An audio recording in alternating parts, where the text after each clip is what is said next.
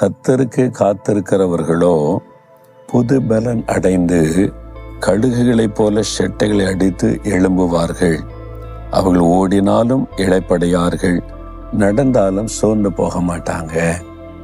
அன்று சொல்லுகிறார், என் மகனே, என் மகளே, நீ கழுகுகளைப் போல செட்டைகளை அடித்து எழும்பணும்.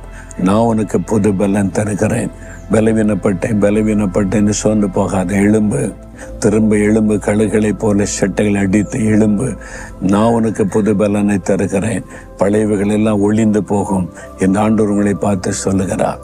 இப்ப சொல்றீங்களா, ஆண்டவரே புது பலனை தாரும், புது பலனை தாரும். பழையவைகள் எல்லாம் ஒளிந்து போகட்டும், கழுகுக்கு சமானமாய் திரும்ப வாழ வயது போல் மாறட்டும். அந்த மாதிரி ஒரு பலனை, வாலிப வயதுக்கு ஒத்த பலனை, கிருபைகளை இந்த மகனுக்கு தாரும், மகளுக்கு தாரும், எங்களுக்கு தாரும், ஒவ்வொருவருக்கும் தாரும். இயேசு கிறிஸ்துவின் நாமத்தில் ஜெபிக்கிறோம். ஆமேன், ஆமேன்.